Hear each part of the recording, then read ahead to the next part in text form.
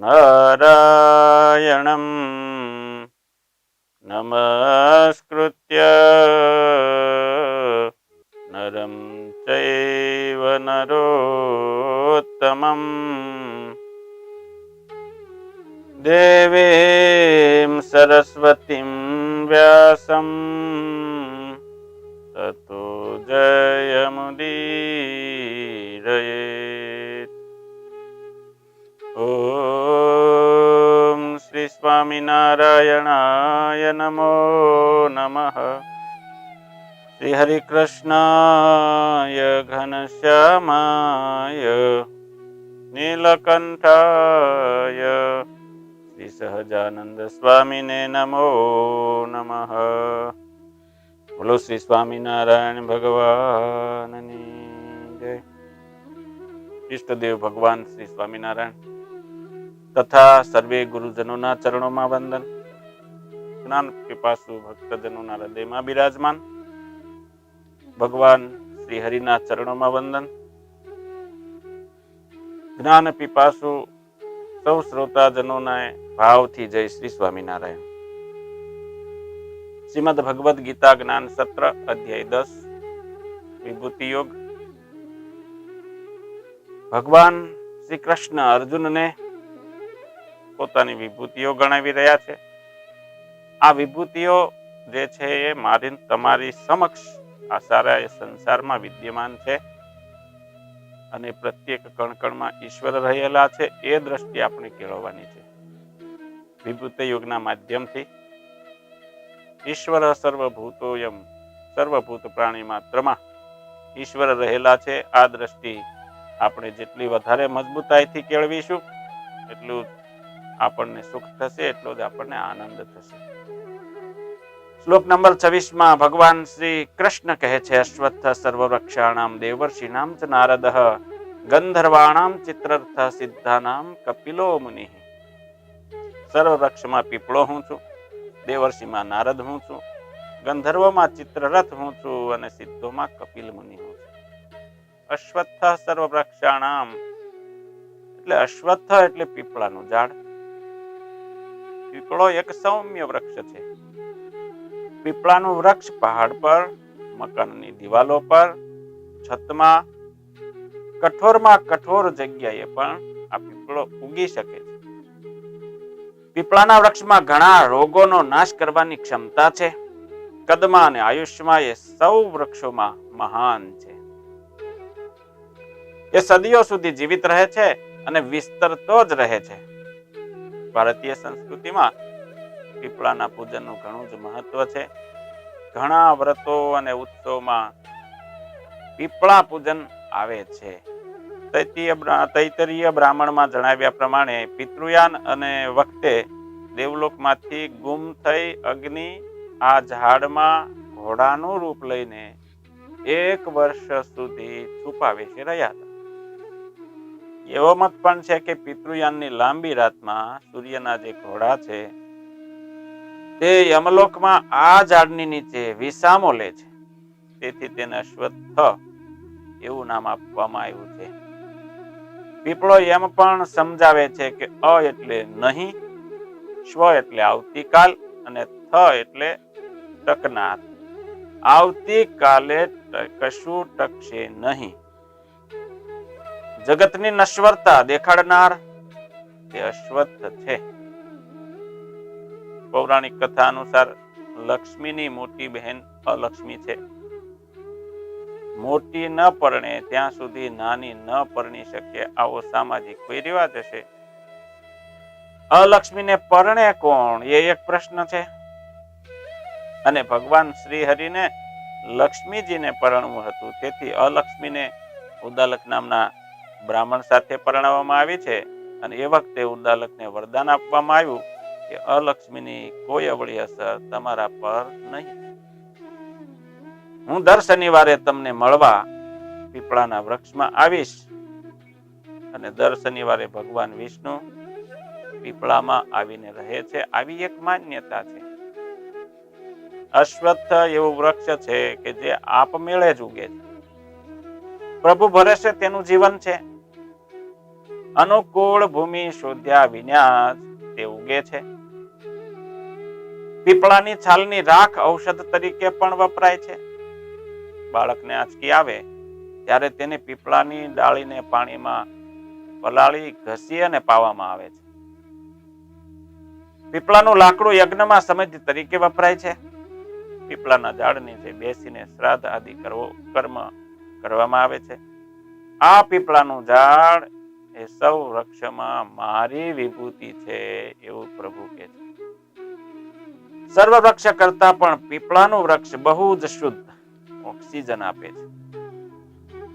Carbon dioxide ને દૂર કરીને શુદ્ધ હવા કરતું કુદરતી સંસાધન જો કોઈ હોય તો એ પીપળો છે. દેવર્ષિણામ ચ નારદઃ, ભગવાન કહે છે કે દેવર્ષિઓમાં હું નારદ છું. નારદ પ્રભુની કૃપાથી ગમે ત્યાં આવે છે અને ગમે ત્યાં જાય છે. એમને કોઈ વિઝા લેવાની જરૂરિયાત રહેતી નથી. પ્રભુનું કામ જ એમનું જીવન છે. તેમને પોતાની કોઈ ઈચ્છા નથી, તેમને પોતાની કોઈ મહત્વાકાંક્ષા નથી, કે એમને પોતાનો કોઈ પ્રાઇવેટ ગોલ નથી. પ્રભુનું કામ, પ્રભુનું મહાત્મ્ય, પ્રભુ વાર્તાનો પ્રસાર અને પ્રચાર એ જ એમનું ધ્યેય છે અને એમના જીવનનું કાર્ય છે. નારદ એક એવી વ્યક્તિ જ નથી, નારદ એક વ્યક્તિ જ નથી, એક શક્તિ પણ છે. પ્રભુનું એક મિશન મશીન છે. નારદ માનવોમાં ફરે, દેવતાઓમાં ફરે, દાનવોમાં ફરે, પ્રભુ ઘરે પણ જાય, પરંતુ તેમને કોઈ આસક્તિ, કોઈ વળગણ નજર ન લાગે, કારણ કે તેમનું ચિત્ત સતત પ્રભુ સાથે જ જોડાયેલું છે અને પ્રભુની એમની પર સતત નજર હોય છે. નારદ બાળ બ્રહ્મચારી રૂપે રહી પરમાત્માનું ધ્યાન અને કીર્તનમાં સદાય મગ્ન રહે છે. એટલા માટે સૌ દેવર્ષિઓમાં આ નારદ મારી વિભૂતિ છે એમ પ્રભુ કહે છે. નારદ કેટલા બધા પ્રભુને વાલા હશે, અને એ નારદ આટલા બધા પ્રભુને વાલા થાય એવું એને કામ કર્યું હશે, તપ કર્યું હશે, એવા એમણે સ્વભાવ એને પોતાના ડેવલપ કર્યા હશે, સ્વભાવને કેળવ્યા હશે, મનને પ્રભુ ચરણે વાળ્યું હશે. ત્યારે આટલું બધું ભગવાન એમ કે છે કે હું મારી વિભૂતિ નારદ છે. આ બહુ સમજવા જેવી વાત છે. આપણે પણ જો ભગવાનને વહાલા થવું હોય તો આ નારદજીના જીવનમાંથી એમના સદગુણો શીખીએ તો આપણે પ્રભુને વહાલા થઈ શકીએ. આ વસ્તુ આ વિભૂતિઓમાંથી શીખવાની છે. દરેક વિભૂતિમાંથી આપણે ગુણો લઈએ, સદગુણો કેળવીએ આપણા જીવનમાં, આપણા મનને મનાવીએ, વાળીએ પ્રભુ તરફ, અને એવા સ્વભાવો કેળવીએ, ત્યારે આપણે પ્રભુની વિભૂતિ કહેતા કે પ્રભુને ગમતા થઈએ. આગળ ભગવાન કહે છે ગંધર્વાણામ ચિત્રરતઃ. ગંધર્વ એટલે સ્વર્ગના ગવૈયા. વિષ્ણુ પુરાણ અને હરિવંશ પ્રમાણે તેઓ બ્રહ્માથી ઉત્પન્ન થયા છે. અગ્નિ પુરાણમાં ગંધર્વોના 11 ગણ માન્યા છે. તેમાંના એક એટલે ચિત્રરથ. આ ચિત્રરથ છે તે ભગવાનનું જ વર્ણન ગાય છે. મહાભારતમાં પાંડવો વનવાસ ગયા પછી પાંડવોના ઘા પર મરચું નાખવાના આશયથી દુર્યોધન ઘોષ યાત્રા કાઢે છે અને પાંડવોની આસપાસમાં કંઈક પડાવ નાખે છે. ત્યારે ગુસ્સે થયેલા ચિત્રરથે દુર્યોધન સહિત આખી કૌરવ સેનાને કેદ કરી લીધી અને અપહૃત કરી ગયા. ગવૈયાઓએ દુર્યોધનને એની સ્થિતિ બતાવી દીધી. ચિત્રરથમાં તેજસ્વી દૈવી અંશ દેખાય છે અને ગંધર્વમાં આ તેજસ્વી ચિત્રરથ એ મારી વિભૂતિ છે એમ પ્રભુ કહે છે. સિદ્ધાનામ કપિલો મુનિ. સિદ્ધ એટલે કે જેમણે પોતાનું યોગ્ય ધ્યેય સિદ્ધ કરેલું છે તે, જેમણે પ્રભુ મેળવી લીધા છે તે, અને જેમણે સિદ્ધિ મેળવી લીધી છે તે કપિલ મુનિ. આ સિદ્ધોમાં હું કપિલ મુનિ છું. કપિલ મુનિ એ શાંખ શાસ્ત્રના કર્તા છે. કરદમ પ્રજાપતિને દેવહૂતિથી થયેલા આ મહામુનિનો જન્મ પુષ્કર પાસે થયો હતો રાજસ્થાનમાં, અને તેમણે સાંખ્ય યોગ કર્યો છે. પછી તેઓ ઉત્તર તરફ ગંગા કિનારે ગયા અને ગંગા સાગરમાં સમુદ્રે તેમની પૂજા કરી. તેમને બેસવા માટે આસન આપ્યું. અહીં બેસી તેમણે યોગાભ્યાસ કર્યો. આજે પણ કલકત્તાની પાસે ગંગા સાગર સંગમે કપિલ મુનિનો આશ્રમ છે. પ્રભુ કહે છે કે કપિલ મુનિ એ મારી વિભૂતિ છે. 4 વિવિધ ક્ષેત્રોની ઈશ્વર દેખાડે વિભૂતિ, વૃક્ષ સિદ્ધ ગંધર્વ દેવર્ષિ અદ્ભુત આ પ્રસ્તુતિ. 23મા શ્લોકમાં ભગવાન શ્રી હરિ કહે છે, ઉચ્ચૈ સર્વસમસ્વાનામ વિદ્ધિ મામૃતોદ્ભવમ ઐરાવતમ ગજેન્દ્રાણામ નરાણામ ચ નરાધિપમ. અશ્વમાં ક્ષીરસાગરમાંથી નીકળેલો ઉચ્ચૈ શ્રવા અશ્વ હું છું. ઉત્તમ હાથીઓમાં ઐરાવત નામનો હાથી હું છું, અને મનુષ્યોમાં રાજા હું છું. એમ હે અર્જુન તું સમજ. ભગવાન શ્રી કૃષ્ણ મહાપ્રભુ અલગ અલગ વિવિધ ક્ષેત્રોમાં પોતાની વિભૂતિ દર્શાવી રહ્યા છે, અને અહીં કહે છે ઉચ્ચૈ સવસમશ્વાનામ અમૃતોદ્ભવમ મામ વિદ્ધિ. અમૃતમાંથી ઉત્પન્ન થયેલો ઉચ્ચૈ શ્રવા નામનો અશ્વ એ હું છું. વિચાર કરો, પશુઓમાં પણ પ્રભુ છે એવું કે છે. ઉચ્ચૈ શ્રવા એ ઇન્દ્રનો ઘોડો છે. પૌરાણિક માન્યતા પ્રમાણે સમુદ્ર મંથનમાંથી જે 14 રત્ન નીકળ્યા, એ પૈકીનું એક રત્ન એટલે આ ઉચ્ચૈ શ્રવા નામનો ઘોડો. 14 રત્નો સમુદ્રમાંથી નીકળેલા છે. એ 14 રત્નો કયા કયા? તો એક લક્ષ્મીજી, કૌસ્તુભમણિ, પારિજાત વૃક્ષ, સુરા, ધન્વંતરી વૈદ્ય, ચંદ્રમા, કામધેનુ ગાય, ઐરાવત હાથી, રંભા ઇત્યાદિ અપ્સરાઓ, ઉચ્ચૈ શ્રવા નામનો ઘોડો, અમૃત, વિષ્ણુ ભગવાનનું સારંગ ધનુષ, અને પાંચજન્ય શંખ, અને છેલ્લું હળાહળ જે. ઉચ્ચૈ શ્રવા ઘોડાની વિશેષતા શું છે? 7 માથા વાળો છે, એને પાંખો છે, સમર્થ અને શક્તિશાળી અશ્વ છે, એમ લખાણ છે. અહીં પ્રભુ એમ કહે છે કે એ અમૃતની સાથે ઉદ્ભવેલો છે. એ અમૃત નથી, તેમાં વિશેષ ચૈતન્ય છે. પૌરાણિક લખાણ એવું પણ કહે છે કે આ ઘોડો તેજસ્વી હોવાથી તેને સંભાળે કોણ? પશુનું કે અન્ય પક્ષીઓનું કોઈ પણ શરીર હલકું નથી. પશુત્વ રાખવું હલકું છે. ઉચ્ચૈ શ્રવાની ગતિ ઉચ્ચ, શક્તિ ઉચ્ચ, સેવા ઉચ્ચ, શ્રવણ ઉચ્ચ, સંગ ઉચ્ચ. ઉચ્ચૈ શ્રવા એ સૌ અશ્વમાં સર્વશ્રેષ્ઠ છે, અને તે મારી વિભૂતિ છે, એમ પ્રભુ કહે છે. અહીં પ્રભુ એમ પણ સૂચન કરે છે કે હું પશુઓનીમાં પણ છું, તેથી પશુઓ તરફ પણ હલકી નજરે જોવું ન જોઈએ. પશુ સૃષ્ટિહીન નથી, તે પ્રભુનું જ સર્જન છે, અને એમાં પણ પ્રભુ નિવાસ કરે છે. પ્રારબ્ધ ભોગવવા માટે જીવને અનેકવિધ શરીરો મળે છે. જેવું જેનું પ્રારબ્ધ તે પ્રમાણે તેનું શરીર મળે છે. શરીર પશુનું હોય તેથી એનો આત્મા જે છે, એ આત્મતત્વ જે છે એ પશુ થઈ જતું નથી. એને એવું શરીર મળ્યું છે, એના પ્રારબ્ધ કર્મ ભોગવવા માટે મળ્યું છે. એમાં પણ દિવ્ય વિભૂતિ હોઈ શકે છે. જેમ જળ ભરત હતા, એને જળ ભરતના જન્મ પહેલા હરણનો જન્મ મળ્યો હતો. એ હરણમાં પણ એના પહેલા એ ભરત રાજા હતા, તપ કર્યું અને હરણમાં મન બંધાણું. એના કારણે અંતિમ સમયે હરણની સ્મૃતિ રહી તો હરણ થવું પડ્યું. તો એ હરણનું શરીર ચોક્કસ હતું, એનો દિવ્ય આત્મા જે હતો એ ભગવત ભક્ત હતો. એટલા માટે પશુઓને પણ તિરસ્કાર ક્યારેય ન કરવો જોઈએ.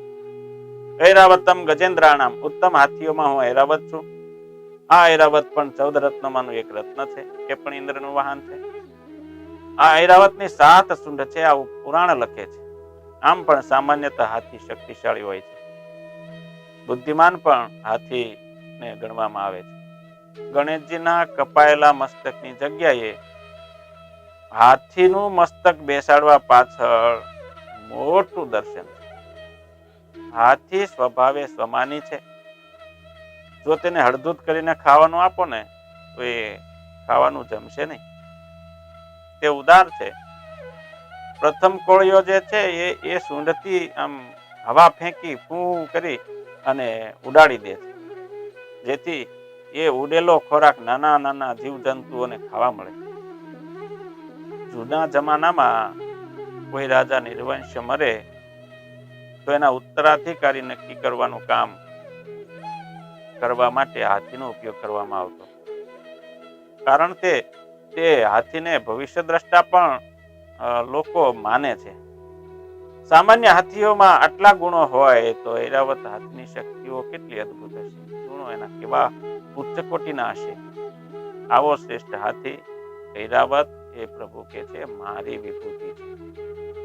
નરાણામ ચ નરાધિપમ, માણસોમાં રાજા ભગવાનની વિભૂતિ છે. રાજા એટલે દેશની પ્રજાએ પોતાનું રક્ષણ અને શાસન વ્યવસ્થા કરવા માટે સ્વીકારેલ શ્રેષ્ઠ વ્યક્તિ. રાજા એટલે પ્રતાપી વ્યક્તિ. રાજા એટલે સમર્થ અને શક્તિશાળી. રાજા એટલે રક્ષક. રાજા એટલે શાસન કરતા અને રાજા એટલે રાજ્યનો વ્યવસ્થાપક, સેવક, પાલક. રાજા ધાર્મિક હોય. એ રાજા નિરંકુશ ના હોય. તેના પર ધર્મ સત્તાનો અંકુશ હોવો જોઈએ. આવી આપણી સંસ્કૃતિની પ્રણાલિકા છે, શાસન પ્રણાલિકા. આપણા ભારતીય સંસ્કૃતિમાં જ્યારે રાજાઓના શાસન હતા ત્યારે આ પ્રણાલિકા હતી કે રાજા ઉપર ધર્મનો અંકુશ હતો. રાજા ક્યાંક આડું કામ કરે તો ધર્મ ઋષિ મુનિઓ એને રોકી શકતા હતા. એમને ડર રહેતો ઋષિ મુનિઓનો. સમયાંતરે આ બધું પરિવર્તન થઈ ગયું. રાજાના હાથમાં પ્રજાના યોગક્ષેમની જવાબદારી છે.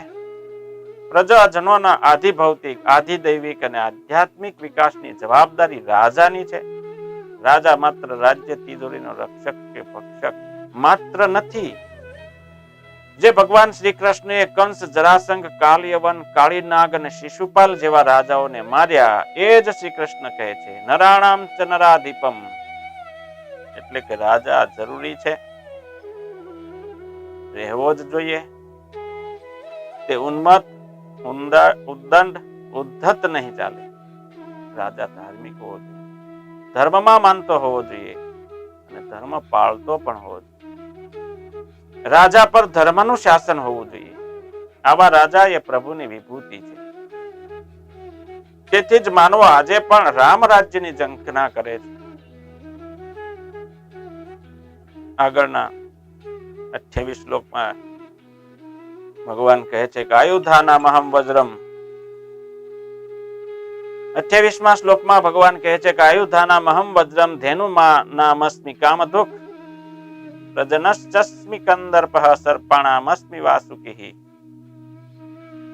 ભગવાન કહે છે કે આયુધોમાં વજ્ર હું છું, ગાયોમાં કામધેનુ હું છું, પ્રજાને ઉત્પન્ન કરનાર કામદેવ હું છું, સર્પોમાં વાસુકી સર્પ હું છું. આયુધમાં હું વજ્ર છું. વજ્ર ભગવાનની વિભૂતિ છે. આ વજ્ર શું છે? દધીચી ઋષિની કરોડરજ્જુમાંથી બનેલ વજ્ર. ઇન્દ્ર પોતાના હાથમાં વજ્ર રાખે છે એ આ દધીચી ઋષિના કરોડરજ્જુમાંથી બનેલું છે. આ વજ્ર નામના આયુધથી ઇન્દ્રએ વૃત્રાસુર રાક્ષસનો વધ કર્યો હતો. આ વજ્ર કેવું અને શેનું બનેલું? તેની ઉત્પત્તિની કથા એમ છે કે ઇન્દ્રએ ત્વષ્ટા નામના પ્રજાપતિના પુત્ર વિશ્વરૂપનો વધ કરેલો અને ત્વષ્ટાએ એનો બદલો લેવા માટે યજ્ઞ કર્યો અને યજ્ઞમાં ઇન્દ્રને મારે એવો વૃત્રાસુર નામનો અસુર પેદા કર્યો અને એ વૃત્રાસુર ઇન્દ્ર સાથે યુદ્ધ કરવા ગયો અને લડાઈમાં એ વૃત્રાસુર ઇન્દ્રને ગળી ગયો. એ વખતે ઇન્દ્રએ નારાયણ કવચના પ્રતાપથી વૃત્રાસુરના પેટમાંથી ફરી બહાર નીકળી ગયો. આ નારાયણ કવચ છે ને એ પણ અદ્ભુત મંત્રો છે, સ્તોત્ર છે. એ નારાયણ કવચ ભગવાને ઇન્દ્રને શીખવેલું એ આ સ્તોત્ર છે. દૈવી છે, અદ્ભુત છે, એનો પાઠ કરવો જોઈએ. અને ભગવાન શ્રી સ્વામિનારાયણે પણ શિક્ષાપત્રીમાં આજ્ઞા કરી, ભૂતાદ્યુપદ્રવે ક્વાપી વર્મ નારાયણાત્મકમ જપ્યમ ચ હનુમન મંત્રો જપ્યો નસ્તસ્ત દેવતઃ ક્ષુદ્ર દેવતઃ. કોઈ ભૂત આદિ ઉપદ્રવ થાય તો નારાયણ કવચ અથવા તો હનુમાનજી મહારાજના સ્તોત્રનો પાઠ કરવો, પણ અન્ય કોઈ ક્ષુદ્ર દેવી દેવતાઓનો જપ કરવો નહીં. આવો એ મહાપ્રતાપશાળી સ્તોત્ર નારાયણ કવચ એનો જપ કરી અને એના પ્રતાપથી વૃત્રાસુરના પેટમાંથી ઇન્દ્ર બહાર નીકળ્યા છે. દેવતાઓ અને વૃત્રાસુર વચ્ચે ફરી પાછું ભીષણ યુદ્ધ થયું. દેવતાઓનો પરાજય થયો. ત્યારે વિષ્ણુ ભગવાનને જઈને પ્રાર્થના કરી. વિષ્ણુ ભગવાન વચ્ચે રહ્યા, સંધિ કરી. સંધિ થઈ ગયા છતાં પણ વૃત્રાસુર ઇન્દ્રને મારવાનો લાગ શોધતો હતો. દેવતાઓ વિષ્ણુ પાસે ગયા. વિષ્ણુ ભગવાને કહ્યું કે જો દધીચી ઋષિ પોતાના હાડકા આપે અને એમાંથી બનાવેલા વજ્રથી વૃત્રાસુરનું મૃત્યુ થાય. દેવતાઓ દધીચી ઋષિ પાસે ગયા, પ્રાર્થના કરી અને આ સમષ્ટિનું કાર્ય હોવાથી દધીચી ઋષિએ પોતાનો દેહ સમર્પિત કરી દીધો. યોગ બળથી આત્માને દેહથી મુક્ત કરી અને દેહ જે છે દેવતાઓને સમર્પિત કરી દીધો. કેટલું મોટું કામ! દેહને આપી દેવો એક નાની સૂની વાત છે. અત્યારે લોકો દેહદાન કરે છે, પણ ક્યારે? મૃત્યુ પછીનો દેહદાન કરે છે. આ તો દધીચ ઋષિએ જીવતા જ પોતાના યોગ બળથી શરીરનો ત્યાગ કરીને દેહદાન કર્યું. કેટલો મોટો ત્યાગ! પછી વિશ્વકર્માએ તેનું 6 બાજુઓ અને 6 ખૂણાઓ વાળું એક મોટું વજ્ર બનાવી આપ્યું અને એ વજ્રથી વૃત્રાસુરનો વધ થયો.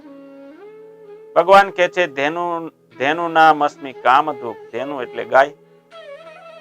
ગાયોમાં કામધેનુ મારી વિભૂતિ છે. આ કામધેનુ પણ સમુદ્ર મંથન માંથી નીકળેલ 14 રત્નોમાંનું એક રત્ન છે. કામધેનુ એટલે ઈચ્છા પૂરી કરનાર ગાય, કામના પૂરી કરનાર ગાય. આ ગાય જે કામધેનુ છે પ્રભુની વિભૂતિ છે. પ્રજનશ્ચાસ્મિ કંદર્પઃ. પ્રજન એટલે ઉત્પન્ન થવું, જન્મ થવો. કંદર્પ એટલે કામદેવ, સંતતિ ઉત્પન્ન કરનાર દેવ કામદેવ હું છું એમ ભગવાન કહે. ભારતીય સંસ્કૃતિની આ વિશેષતા છે. બીજી બધી સંસ્કૃતિ કામને સ્પર્શતી પણ નથી, હલકો, ક્ષુદ્ર કે ત્યાજ્ય ગણે છે. જ્યારે ગીતાકાર ભગવાન શ્રી કૃષ્ણ એ કંદર્પને પોતાની વિભૂતિ કહે. સૃષ્ટિ સંચાલન કામનાથી જ ચાલે છે. સૃષ્ટિનો વિસ્તાર તેનાથી જ ચાલે છે. પ્રભુને રમવા માટે આ સૃષ્ટિ ચલાવવી છે, તેથી તે કામદેવ બની સૃષ્ટિ વિસ્તાર કરતા જ રહ્યા છે. આ બધામાં કામ પ્રજનન કે જેનાથી માનવની ઉત્પત્તિ છે એ ભગવાનની વિભૂતિ છે. સર્પાણામસ્મિ વાસુકી. ભગવાન કહે છે સર્પોમાં વાસુકી હું છું. વાસુકી એ સર્પવંશનો મુખ્ય સર્પ છે અને એ સર્પોનો રાજા હતો. સમુદ્ર મંથન વખતે દેવોને રત્નો મળે તેથી વાસુકી દોરડી થઈને આવ્યો અને પ્રભુના કામમાં, દૈવી કામમાં લાગ્યો છે.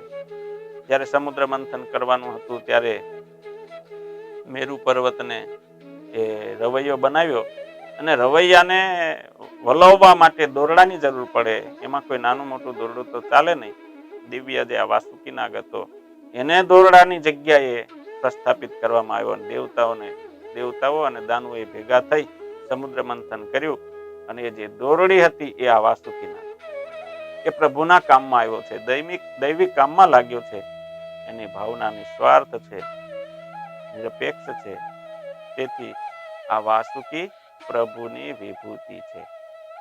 દ્રઢ મનોબળ, દૈવી કામના, નિસ્વાર્થતા દેખાય જ્યાં પ્રભુના સાક્ષાત સ્વરૂપનો અણસારો પેખાય ત્યાં.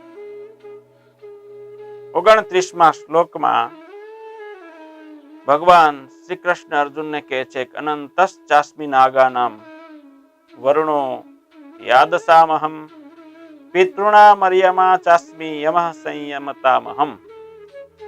નાગોમાં નાગરાજ અનંત હું છું, જળ દેવતાઓમાં વરુણ હું છું, પિતૃઓમાં અર્યમા નામના પિતૃદેવ હું છું અને નિયમન કરનારામાં યમ હું છું. ગયા શ્લોકમાં ભગવાન કહે છે કે સર્પાણામ અસ્મિ વાસુકી એમ કહ્યું, અને હવે પ્રભુ કહે છે કે અનંતશ્ચાસ્મિ નાગાનામ, નાગોમાં હું અનંત શેષનાગ છું. સર્પ અને નાગ આ બે પ્રજાતિ છે. એક મત એવો છે કે જે નિર્વિષ છે, જેમાં વિષ નથી, તે સર્પ, અને સવિષ કે જેમાં વિષ છે તે નાગ. નાગની ઉત્પત્તિ સંબંધમાં વરાહ પુરાણમાં લખ્યું છે કે સૃષ્ટિના આરંભમાં કશ્યપ ઋષિની પત્ની એક કદરુ હતી, અને એનાથી અનંત વાસુકી, કંબલ, કરકોટક, પદ્મ, મહાપદ્મ, શંખ, કુલિક અને અપરાજિત આટલા પુત્રો ઉત્પન્ન થયા. આ બધા પુત્રો સર્પ હતા, બહુ ક્રૂર અને ઝેરી હતા. સર્પ નહીં, નાગ હતા, નાગ કહેવાય. અને એમના કારણે, બહુ અતિ ઝેર હોવાના કારણે પ્રજાએ ત્રસ્ત થઈ બ્રહ્માને ફરિયાદ કરી. બ્રહ્માજીએ નાગોને બોલાવીને કહ્યું કે તમે મારી સૃષ્ટિનો નાશ કરી રહ્યા છો, એ યોગ્ય નથી. તમે આ બધું કરી રહ્યા છો એના કારણે તમારી માતાના શાપથી જ તમારો નાશ થશે. ત્યારે નાગોએ ભગવાનને, બ્રહ્માજીને પ્રાર્થના કરી, ડરતા કહ્યું કે આપો જ અમોને કુટિલ બનાવ્યા છે, ઝેરી બનાવ્યા છે, એમાં અમારો શું અપરાધ? હવે અમને રહેવા માટે કોઈ એક અલગ સ્થાન આપો, જ્યાં અમે રહીએ, જ્યાં કોઈને તકલીફ ના હોય. ત્યારે બ્રહ્માજીએ તેમને રહેવા માટે પાતાળ, વિતળ અને સુતળ આ 3 સ્થાન આપ્યા. અને તેમનું જે પાતાળનું રાજ્ય હતું એ ગંધર્વોએ જીતી લીધું. આ નાગ લોકોની સ્ત્રીઓ પણ ઘણી સુંદર હોવાનું મનાય છે. કાળક્રમે તેઓ મનુષ્ય સાથે પણ વિવાહ સંબંધથી જોડાયા છે, એવા પણ ઘણા દ્રષ્ટાંતો છે. ઉદાહરણ તરીકે નાગકન્યા ઉલુપીને અર્જુન પરણ્યા હતા. કૃષ્ણના સમયમાં પણ નાગ જાતિના લોકો હતા, અને તેમનો નાયક હતો કાલિય નાગ, જે બહુ ઝેરી હતો અને યમુનાના ધરામાં રહેતો હતો. એના કારણે યમુનાનો ધરાનું જે જળ હતું એ ઝેરી બની ગયું હતું. જે કોઈ પીવે એનું મૃત્યુ થતું હતું. ત્યારે ભગવાન શ્રી કૃષ્ણએ નાની ઉંમરમાં જ કાળિય નાગનું દમન કર્યું અને એને ત્યાંથી ખદેડી દીધો. ઐતિહાસિક મત પ્રમાણે નાગ શક લોકોની એક શાખા હતી, જે હિમાલયની પેલે પાર રહેતી. તિબેટ વાળા પોતાને આજે પણ નાગવંશી માને છે અને પોતાની ભાષાને નાગ ભાષા કહે છે. ઐતિહાસિક સંશોધન દ્વારા એવું પણ પુરવાર થયું છે કે સર્પલોક અને નાગલોક એવા 2 સ્વતંત્ર લોક છે. લોક એટલે કર્મફળ ભોગવવાને માટે માનેલા જુદા જુદા સ્થાન અથવા તો જગત.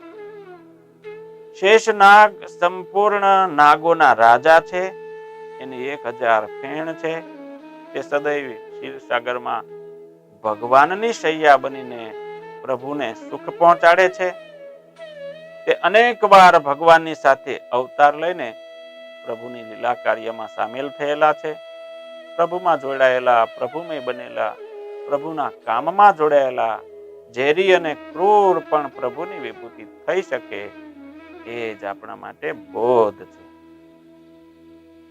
વરુણો યાદસામહમ, જળ દેવતામાં વરુણ એ મારી વિભૂતિ છે. વરુણ જે છે પાણીના અધિષ્ઠાતા દેવતા છે. તેના પાશી, યાદ સંપત્તિ, અપત્તિ, જલદેવ એવા અલગ અલગ નામો છે. પ્રાચીન વૈદિક કાળમાં વરુણ પ્રધાન દેવતા હતા. પાછળથી ધીમે ધીમે તેની પ્રધાનતા ઓછી થતી ગઈ અને ઇન્દ્રને પ્રધાનતા પ્રાપ્ત થઈ. વરુણ 12 આદિત્યોમાંના એક છે. વરુણ હજુ સુધી જળના દેવતા મનાય છે. આ વરુણ જળ દેવતાઓમાં પ્રભુની વિભૂતિ છે. પિતૃના મર્યમાં ચાસ્મી, પિતૃઓમાં અર્યમાં હું છું. પિતૃ એટલે એક પ્રકારના દેવતા. તેમને બધા જીવના આદિ પૂર્વજ માનવામાં આવે છે. અર્યમાં એ 12 આદિત્ય માહેના એક છે. આ મન્વંતરમાં તે યમની ગેરહાજરીમાં યમનો અધિકાર ભોગવે છે. આજે આપણને પિતૃલોકની ખબર નથી, એ આપણા અજ્ઞાનનું પ્રતીક છે. પણ આ બધા સૂક્ષ્મ અભ્યાસો છે. માનવને દરેક લોક વિશે, દરેકની ગતિ વિશે પૂરતું જ્ઞાન હોવું જ જોઈએ. પિતૃલોકના પ્રમુખ અર્યમાં એક મહાન શક્તિ કહેવાય છે. કહેવાય છે કે તેની પાસે 300 પ્રભાવી કિરણો છે. અને જ્યારે પ્રભુને એ કિરણોની જરૂર પડે, એ શક્તિ કે સંસાધનની જરૂર પડે, ત્યારે પ્રભુ એનો ઉપયોગ કરે પણ છે. યમ સંયમતામહમ, નિગ્રહ, સંયમન, નિયમન, આ બધું કરવા વાળા યમ દેવતા એ ભગવાનની વિભૂતિ છે. સાચે જ માનવ આજે દેવતાઓથી ડરતા નથી, પરંતુ યમથી ચોક્કસ ડરે છે. કહેવાયું છે ને કે ગુરુ રાત્મવતામ શાસ્તા, શાસ્તા રાજા દુરાત્મનામ, અપી પ્રચ્છન્ન પાપાનામ, શાસ્તા વૈવસ્વતો યમઃ. જેઓ આત્માવાન છે તેમનું શાસન ગુરુ કરે છે. જેઓ દુરાત્મા છે તેમનું શાસન રાજા કરે છે. પરંતુ જેઓ છુપા પાતકી છે, ઉપરથી ડોળ કરે પણ અંદરથી તો બહુ પાપી હોય, આવા જે લોકો છે તેમનું શાસન યમ દેવતા કરે. યમ એટલે મરણ પછી જીવને તેના કાર્યો પ્રમાણે, કૃત્યો પ્રમાણે શિક્ષા કરનાર દેવ. યમ ભગવાનની મોટામાં મોટી શક્તિ છે. યમના દરબારમાં નથી ભેદભાવ કે નથી લાગવગ. યમનું કામ કેવળ મારવાનું જ નથી, તે પુણ્યવાનો તરફ સૌમ્ય દ્રષ્ટિ રાખે છે. અને જે પાપી લોકો હોય છે એના માટે એ ક્રૂર દેખાય છે. બ્રાહ્મણો જનઈ બદલતી વખતે ભગવાન અને ઋષિઓની સાક્ષીમાં યમને કહે છે કે અમે અમારી પરંપરા અને વૈદિક સિદ્ધાંતો ટકાવી રાખીએ, તે માટે હે યમદેવ અમારા પર મીઠી નજર રાખજો. યમ તે યમપુરીના રાજા છે. ચિત્રગુપ્ત અને કાળ પુરુષ એ બંને એમના સેવકો છે. વૈદ તેમના દ્વારપાળ છે. વૈદ કહેતા જેટલા બી ડોક્ટરો છે ને દ્વારપાળ છે. કારણ કે શું છે, યમ સદન જતા એ માનવીઓને રોકે છે, દવા કરે, હોસ્પિટલમાં દાખલ કરે અને વળી પાછા સાજા થઈ જાય, એટલે એના દ્વારપાળ કહ્યા. 21 નરક આ યમ દેવતાના તાબામ છે. યમથી ડરવાનું નથી, તે પ્રભુની જ વિભૂતિ છે. નિયમન તેમનું કાર્ય છે. જાતસ્ય હિ ધ્રુવોર મૃત્યુ ધ્રુવમ જન્મ મૃતસ્ય ચાઉ, ભગવાન શ્રી કૃષ્ણએ ગીતાજીમાં કહ્યું છે. મરી જવું એટલે કાયમી એક્ઝિટ નથી. મૃત્યુ એટલે નવા જબલા સાથે રિટર્ન થવું એ છે. મૃત્યુ એટલે પિયર જવું, પ્રભુ પાસે જવું, એ મૃત્યુ છે. પ્રભુએ યમને વિભૂતિ ગણાવીને માનવનો મૃત્યુ લોકનો કાલ્પનિક ભય દૂર કર્યો છે. આપણને મરવાનો બહુ જ ભય હોય છે, પરંતુ મરવું એ એક ન નિવારી શકાય એવી ઘટના છે. મૃત્યુથી ડરવું ન જોઈએ, કારણ કે મૃત્યુ પછી જો આપણા પ્રારબ્ધ સારા હશે તો સારું જીવન મળશે, અને જો ભગવાનનો આશરો હશે તો મુક્ત થઈને અક્ષરધામ મળશે. મૃત્યુ એટલે એક અધ્યાયનો અંત. યમ એ ભગવાનની જ વિભૂતિ છે. માટે મનુષ્યોએ ક્યારેય મૃત્યુથી ડરવું નહીં, સાવધાન રહેવું, જ્યાં ત્યાં અથડાવું નહીં, જ્યાં ત્યાં એક્સિડન્ટ ન કરવા. પણ સમયાંતરે, સમય પ્રમાણે આપણને જેટલું આયુષ્ય મળ્યું છે એટલું આપણે જીવવાના છીએ, અને પછી મૃત્યુ આવવાનું છે, તો શાનો ડર? ભગવાનની ભક્તિ કરીએ, ભગવાનને આશરે રહીએ, અને ભગવાનને પ્યારા થઈએ, ભગવાનને વહાલા થઈએ, એવા સ્વભાવો કેળવીએ તો મૃત્યુનો ડર ક્યારેય લાગશે નહીં. પ્રભુ તવ સર્વવ્યાપકતાનો અતિ અદ્ભુત નજારો સંયમન નિયમન કરનાર યમ પણ લાગે ન્યારો. પ્રભુ તો સર્વત્ર છે, યત્ર તત્ર સર્વત્ર પ્રભુ છે. આ વાત સમજી રાખી અને આ જ્ઞાન જો મનમાં ઉતારીશું તો જીવનમાં ક્યારેય દુઃખ નહીં થાય, શોક નહીં થાય. અને આ સમજણ કેળવી આ જ્ઞાન સત્રનો સદુપયોગ કરી આ જ્ઞાન જીવનમાં ઉતારીએ અને અહીં આ જ્ઞાન સત્રને વિરામ આપીએ. સહજાનંદ સ્વામી મહારાજની જય. શ્રીપતિમ શ્રીધરમ સર્વદેવેશ્વરમ ભક્તિધર્માત્મજમ વાસુદેવમ હરે માધવમ કેશવમ કામદમ કારણમ શ્રી સ્વામિનારાયણમ નીલકંઠમ ભજે શ્રી સ્વામિનારાયણમ નીલકંઠમ ભજે. શ્રીપતિમ સહજાનંદ સ્વામી મહારાજની